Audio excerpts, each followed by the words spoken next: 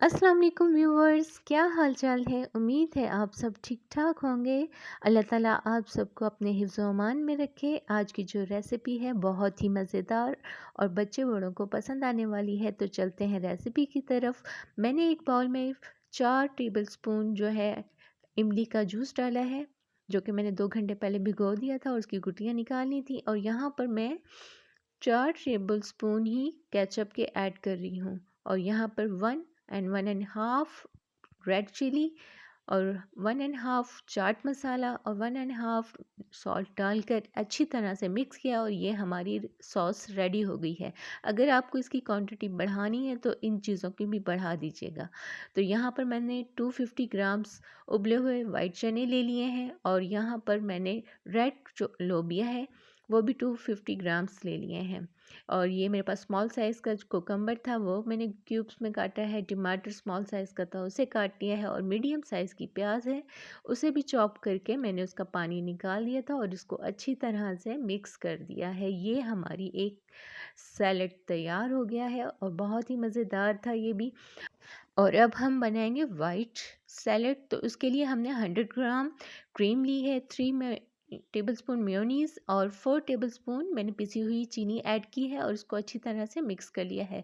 ये मेरे पास 2 small size के एप्पल थे, उसको मैंने क्यूब्स में काट लिया है छिलकों समेत। और 4 टेबलस्पून मैंने कॉकटेल डाला है, वो जो आराम से बाज़ार से मिल जाता है।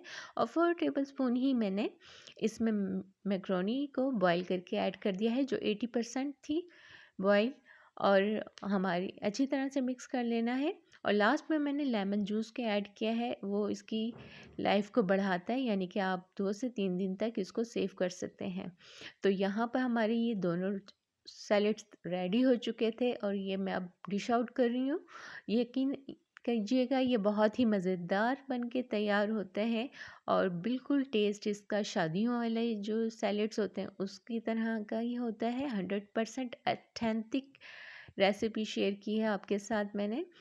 तो इसके साथ मैं थोड़ा सा इसके ऊपर गार्निश कर दूंगी। मेरे पास थोड़े से ड्राई फ्रूट्स पड़े हुए थे, तो उसके साथ मैंने ये रशियन सैलेड की थोड़ी सी गार्निश कर दूंगी।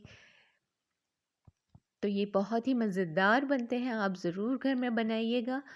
ये बच्चे बड़ों को सबको पसंद आते हैं, और शादियों में तो अक्सर ही लोग इसे इंजॉय करते हैं। तो ये सेम शादियों वाला ही बना है, तो आप ये घर में बनाएं। अगर आप मेरे चैनल पर नए हैं तो प्लीज़ मेरे चैनल को सब्सक्राइब कीजिएगा, वीडियो पसंद आए तो लाइक कीजिएगा, और अपने फ्रेंड के साथ ज़रूर शेयर कीजिएगा। और मुझे कमेंट्स में ज़रूर बताइएगा कि आपको ये मेरी रेसिपी कैसी लगी है।